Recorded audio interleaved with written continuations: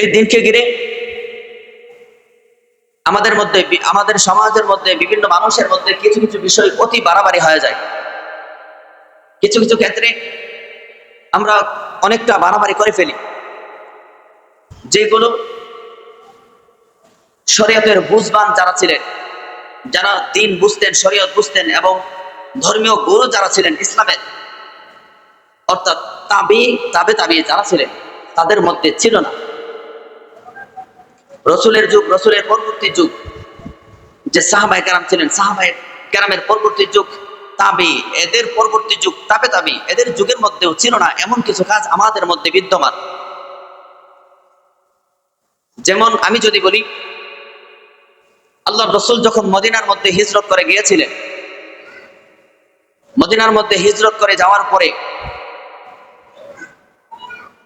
ইহুদিদেরকে আল্লাহর রসুল দেখতে পায় যে তারা আশুরার দিনে অথবা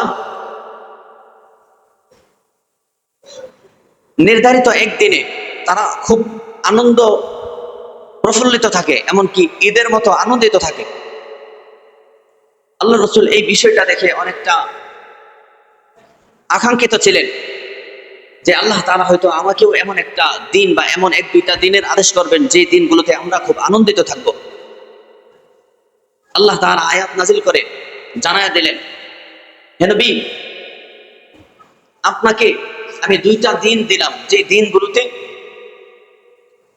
দিনগুলো মুসলমানদের জন্য, আপনার উম্মতদের জন্য সবচেয়ে উত্তম দিন এবং সবচেয়ে আনন্দের দিন হবে। ওই দিনে তোমরা একে অপরের সাথে আনন্দ বিনিময় করো।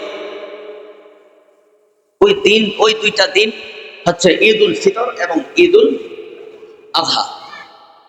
আল্লাহ তাআলা বলে দেওয়া দুই দিন, দুইটা ঈদ মুসলমানদের জন্য।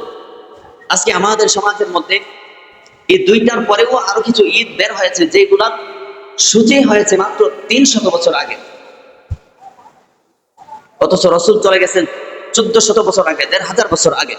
ওই সময় ছিল না, 1400, 1300, 1200 বছর আগেও ছিল না, আজ থেকে 1000 বছর আগেও ছিল না।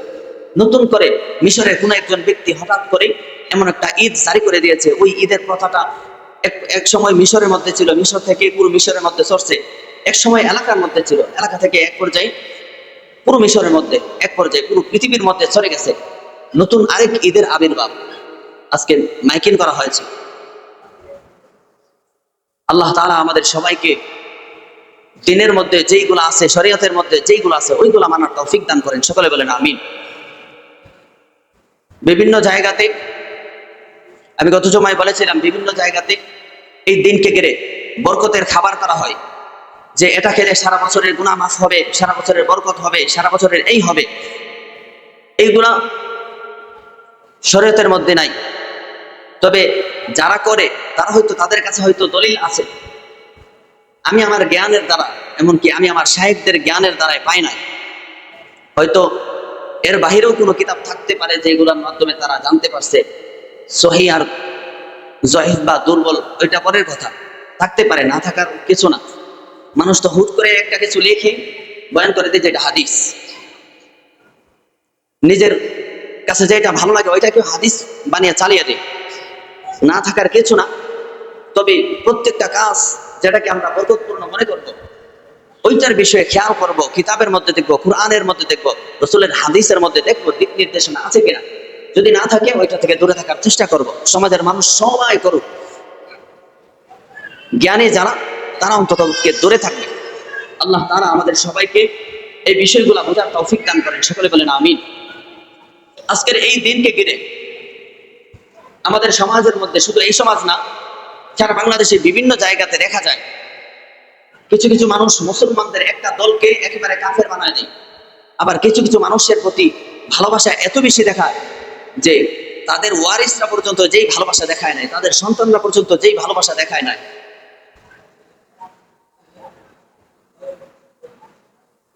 যেই ভালোবাসা তাদের সন্তান, নিজের সন্তান অথবা বিবিরা পর্যন্ত দেখায় নাই, তাদের তৎকালীন সময়ের মানুষ পর্যন্ত দেখায় নাই, কিন্তু এখনকার সময়ে তাদের প্রতি আমাদের এমন ভালোবাসা বেড়ে গেছে।